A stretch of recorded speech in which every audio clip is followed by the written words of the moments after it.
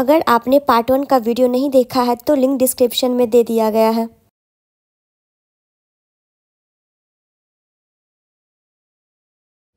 Welcome to my YouTube channel unique study. तो उम्मीद करती हूँ कि आपको पिछला वीडियो पसंद आया होगा। तो अब हम इस वीडियो में देखते हैं कुछ और इम्पोर्टेंट क्वेश्चन मैथ का ऑब्जेक्टिव में। तो आप लोग स्टार्टिंग से लेके इन तक बने रहिएगा। चलिए क्वेश्चन की ओर चलते हैं। फर्स्ट क्वेश्चन है हमारा 5 + 3√2 है। देखिए इसमें देखिए परिमेय संख्या भी और अपरिमेय संख्या है ना। तो परिमेय और अपरिमेय संख्या का जो योग होता है वो हमेशा क्या होता है, अपरिमेय संख्या होता है। ठीक है, यहाँ तक कोई दिक्कत नहीं। अब दूसरा क्वेश्चन क्या है, निम्न में कौन अभाज्य संख्या है। मतलब अभाज्य संख्या क्या होता है, वैसी संख्या जो एक एवं स्वयं से कटे। तो ऐसा यहाँ पे कौन है, 71। ठीक है, चलिए तीसरा क्वेश्चन, निम्न में कौन अपरिमेय नहीं है। मतलब परिमेय जो होगा तो देखिए ये सब रूट से नहीं निकलेगा, लेकिन ये निकल जाएगा है ना, ऐसे 5 × 5 = 5 है ना, निकल गया। तो ये इसका हो गया सी। निम्नलिखित में किस परिमेय संख्या का दशमलव प्रसार शांत है। देखिए इसको कैसे पहचानेंगे कि शांत है।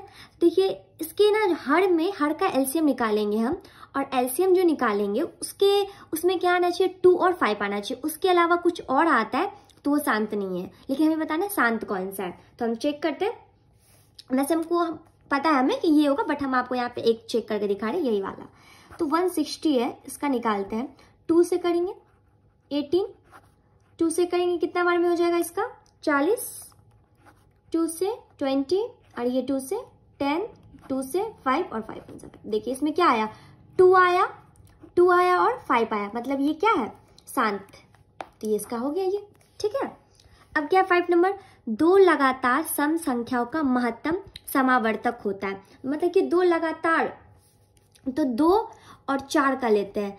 इसका क्या आएगा, 2 × 1 निकालेंगे एलसीएम, तो इसका क्या आएगा 2 × 2 है ना। तो ये क्या आया, सेम मिल गया 2। तो यही हो गया सी नंबर, कोई दिक्कत नहीं। चलिए नेक्स्ट 6 नंबर क्या है क्वेश्चन, यदि अल्फा तथा बीटा द्विघात बहुपद इतना के शून्यक हो तो 1/α + 1/β का मान होगा। इसका मान क्या होगा, इसको हम रफ करके चेक करते हैं। 1/α + 1/β। ठीक है, इसका फॉर्मूला क्या होता है, -b/c। ठीक है, तो देखते हैं b का वैल्यू क्या है 1, तो -1, और c का वैल्यू मेरा क्या -2 और ऊपर नीचे माइनस कट गया, ये क्या आ गया 1/2। देखिए ऑप्शन में है ना 1/2। ठीक है, चलिए नेक्स्ट क्वेश्चन देखते हैं। यदि किसी समांतर श्रेणी का nवां पद इतना है तो इसका पदांतर क्या होगा। ठीक है, आपको इसका बताना है। तो ये आप कैसे बताइएगा, ये देखिए इसको भी सॉल्व करते हैं हम। ये है an + b।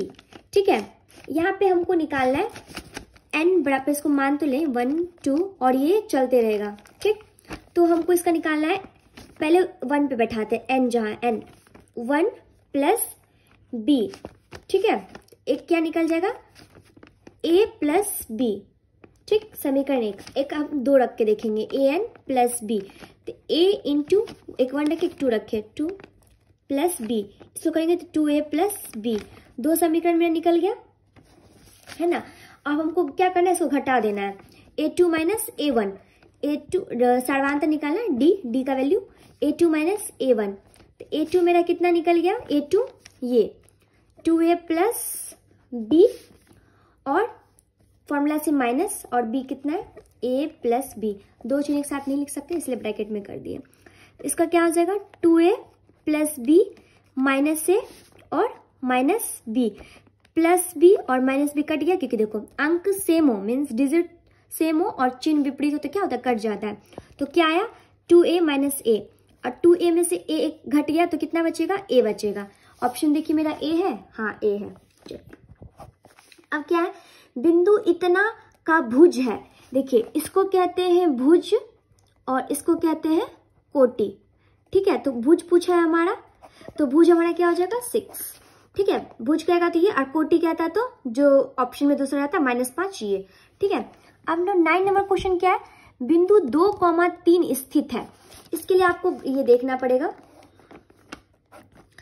ये देखिएगा मूल बिंदु का निर्देशांक जो मेरा होता है, ये याद रखिएगा, हम ये एक्स्ट्रा बता रहे हैं। मूल बिंदु का निर्देशांक मेरा जो होता है निर्देशांक वो होता है 0,0। पहला घर में मेरा होता है प्लस कॉमा प्लस, ऐसे याद रखिएगा। ये होता है पहला चतुर्थांश, ये होता है दूसरा चतुर्थांश, ये होता है मेरा तीसरा चतुर्थांश, और सबसे लास्ट ये मेरा हो जाएगा चौथा चतुर्थांश। ठीक है, ये प्लस प्लस, ये माइनस कॉमा माइनस, और ये माइनस प्लस, और ये प्लस माइनस। तो हमको देखना है प्लस प्लस किस में है, प्लस प्लस। क्वेश्चन ये था ना 2,3। तो देखिए यहाँ पे मेरा प्लस प्लस पहला प्रथम पद में। ठीक है, कोई दिक्कत नहीं। अब चलिए 10 नंबर क्वेश्चन देखते हैं। यदि x बराबर इतना, y बराबर इतना, समीकरण x माइनस वाई बराबर 2 तथा x plus y equal to 4 के हल हो तो a और b के मान क्रमशः है। इसको देखिएगा ध्यान से, 10 नंबर को।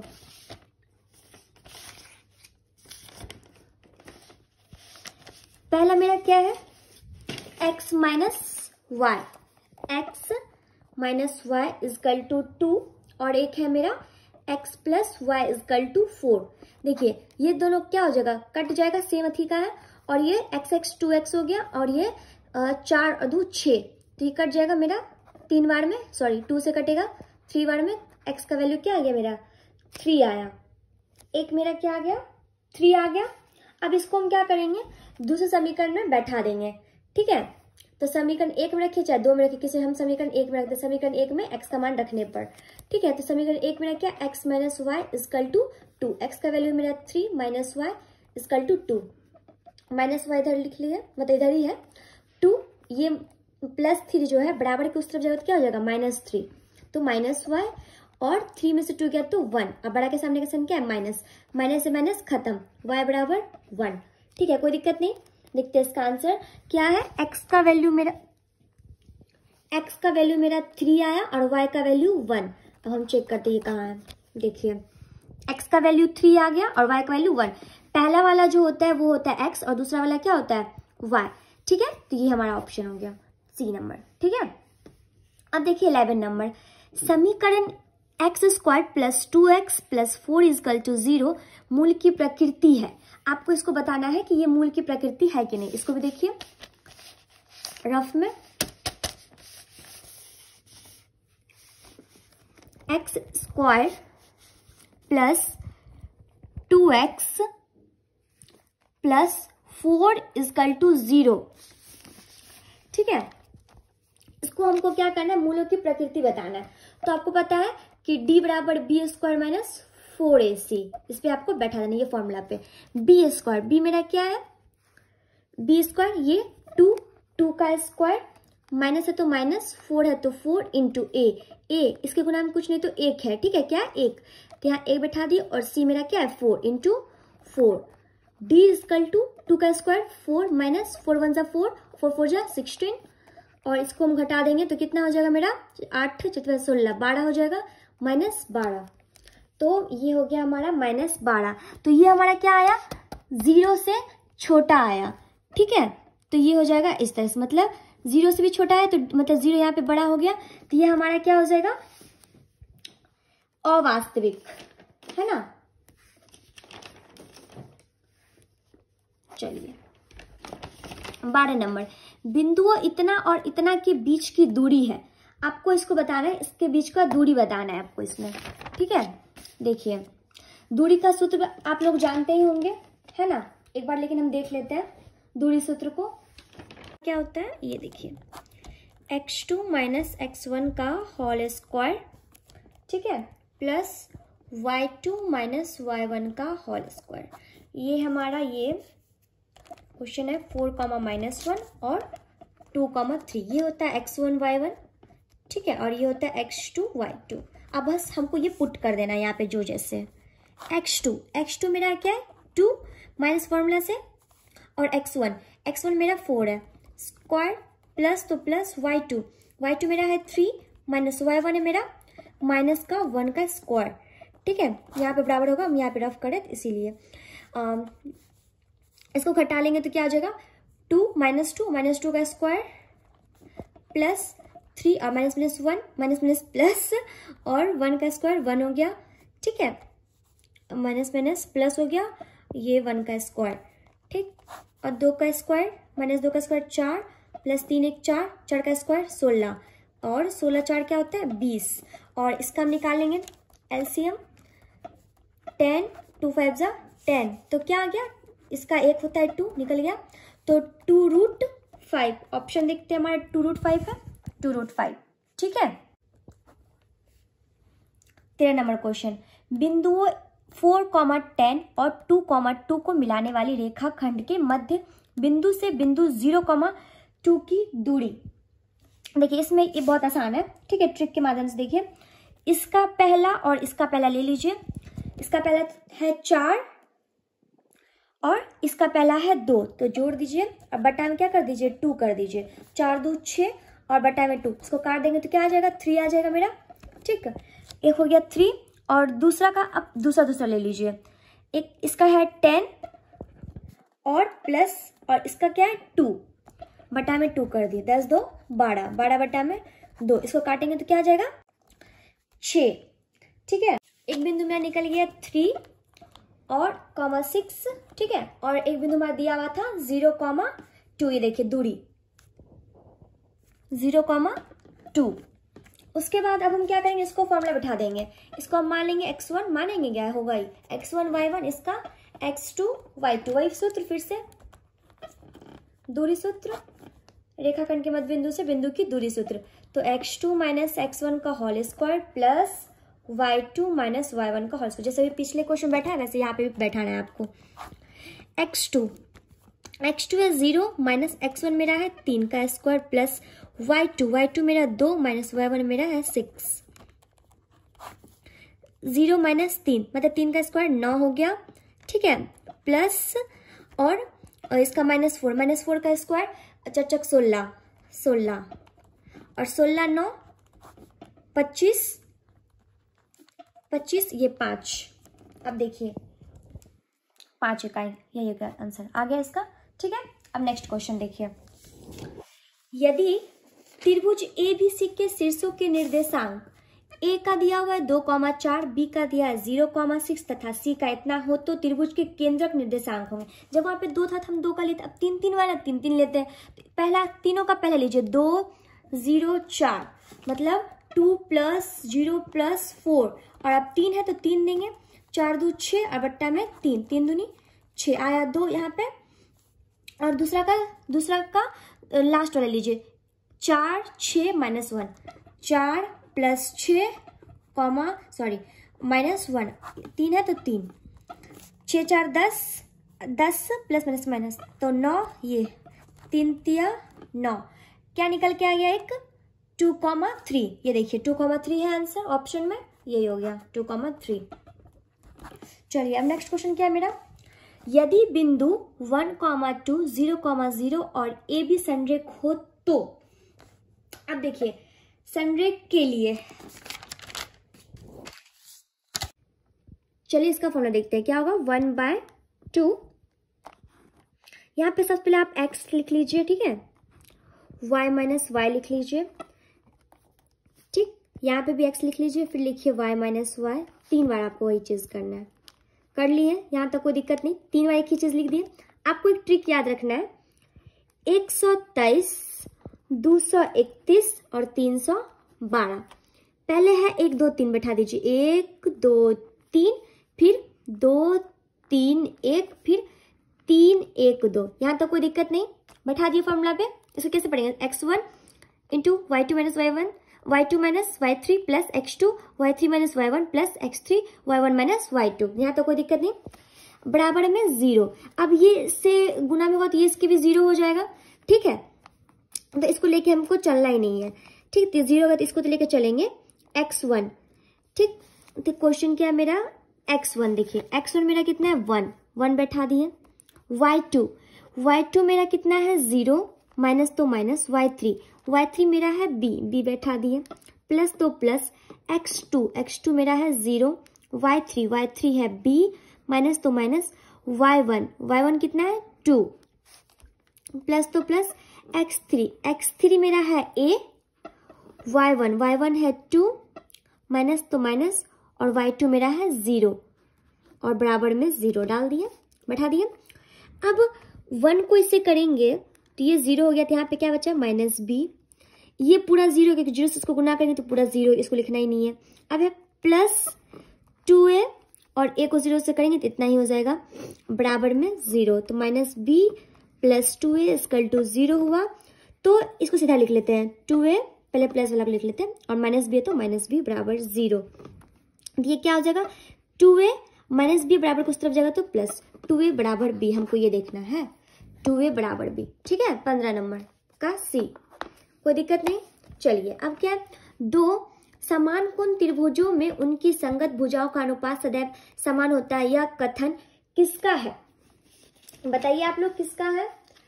ये देखिए इसमें क्या होगा, थेल्स का। किसका होगा? थेल्स का। यदि किसी त्रिभुज में 2 भुजाओं के वर्गों का योग तीसरी भुजा के वर्गों के बराबर हो तो तीसरी भुजा के सम्मुख कोणों का मान क्या होगा? 90 डिग्री होगा। ठीक है, चलिए क्वेश्चन नंबर 18 देखते हैं। त्रिभुज ABC पैरेलल त्रिभुज DEF तथा BC दे दिया है हमारा 3 सेंटीमीटर, EF दे दिया है 4 सेंटीमीटर।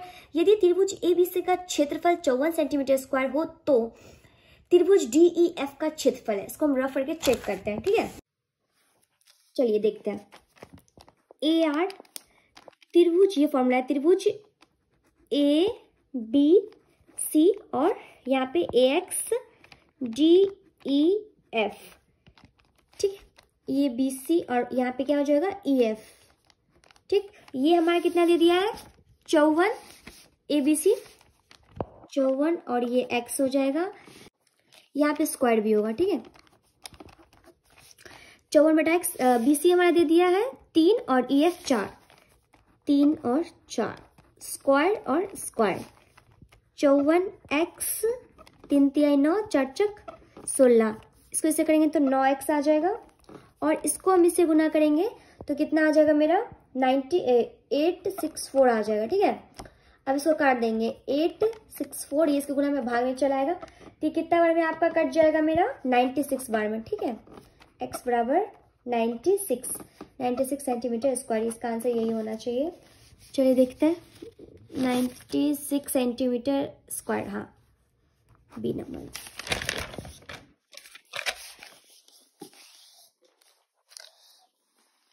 चलिए क्वेश्चन नंबर 19 देखते हैं। वृत्त के अंदर एक दिए हुए बिंदु से वृत्त पर कितनी स्पर्श रेखाएं खींची जा सकती है? एक सबसे पहले हमको एक वृत्त बनाना पड़ेगा। एक वृत्त बना लिए, क्या बोला है, वृत्त के अंदर एक दिए हुए बिंदु से वृत्त पर कितनी स्पर्श रेखाएं खींची जा सकती है? तो वृत्त के अंदर से थोड़ी ना कोई स्पर्श रेखा खींचता है, 0 होगा। ठीक है, अब क्या, यदि त्रिभुज ABC तथा त्रिभुज DEF में AB/DE बराबर BC/EF दोनों त्रिभुज समरूप होंगे जब क्या होगा, एंगल B बराबर होगा एंगल E के। ठीक है, 21 नंबर क्वेश्चन। समद्विबाहु मतलब समान भुजा वाले। ठीक है, समद्विबाहु समकोण त्रिभुज ABC में जहां एंगल C समकोण हो तो AB² बराबर क्या हो जाएगा मेरा? चलिए इसको देखते हैं रफ से एक बार। यहाँ देखिए सबसे पहले हमको एक त्रिभुज बना लेना है, ऐसा वाला। ये हो गया हमारा C, ये A और ये B और एंगल C हमारा क्या है, एंगल C हमारा है समकोण यानी कि 90 डिग्री। ठीक है, और AC पैरेलल ये समांतर है। ठीक है, इसका क्या हो जाता है AC² plus AC² plus BC² equal to AB², मतलब ये दोनों भुजा बराबर है इसके। ठीक है, तो AC², अच्छा ये और ये समान है तो हम दोनों को एक चीज लिख सकते, चाहे आप AC² लिखिए चाहे BC² लिखिए, लेकिन हमको जो प्रूफ करना है हमको तो वो लिखना है AC² प्लस इसको एक बार हम BC² को भी हम AC² ही लिखते हैं क्योंकि दोनों समान है, और AB²। ठीक है, 1 यहाँ पे कुछ नहीं गुना में तो 1, इसके भी गुना कुछ नहीं तो 1 2 हो गया, तो 2AC² बराबर AB², तो यहाँ पे क्या हो जाएगा 2AC² आ गया, 2AC²। ठीक है, अब क्या है, किसी बाह्य बिंदु P से, ठीक है, ये हो गया हमारा एक बाह्य बिंदु से एक वृत्त जिसका केंद्र O है, एक वृत्त जिसका केंद्र O है पर खींची गई दो स्पर्श रेखा PA तथा PB है, नहीं PA तथा PB है जिसका बीच का कोण 80 डिग्री, तो एंगल POA का मान निकाले। चलिए ये हमारा कितना दे दिया है 80, ठीक है 80 डिग्री दे दिया, ठीक। और ये हमारा है A, ये B और ये है P, ठीक। अब देखिए वृत्त पर जब भी स्पर्श रेखा खींचा जाता है तो वो कितना डिग्री का होता है 90 डिग्री का होता है। कितना डिग्री का होगा 90 डिग्री का, इसको मान लेंगे x, ठीक है x। चलिए तो ये हो गया मेरा आधा, इसको आधा बोला था ना, तो ये 80 है तो इधर क्या हो जाएगा 40 डिग्री, ठीक है 40 डिग्री। तो ये हो गया 40 डिग्री और ये हो गया 90, POB बोला ना तो P एक 40 हो गया, ये 90 हो गया और O का x, ठीक। और टोटल कितने के बराबर है 180 डिग्री के, है ना, टोटल 180, टोटल 180 हो गया। इसको अब कर लीजिए 190 9 4 13 और 1 0 130 प्लस x 180 डिग्री। x का वैल्यू निकाल लीजिए 180 और 13 130 डिग्री, तो 80 में से 30 क्या आता है 50, ठीक है। ऑप्शन देखिए 50 डिग्री है, हाँ 50 डिग्री, ठीक है। अब देखिए समांतर श्रेणी 8 10 12 का 10वां पद क्या होगा। बस आपको क्या करना है, एक कम कर देना है इसमें, ठीक है, एक कम कर देना है।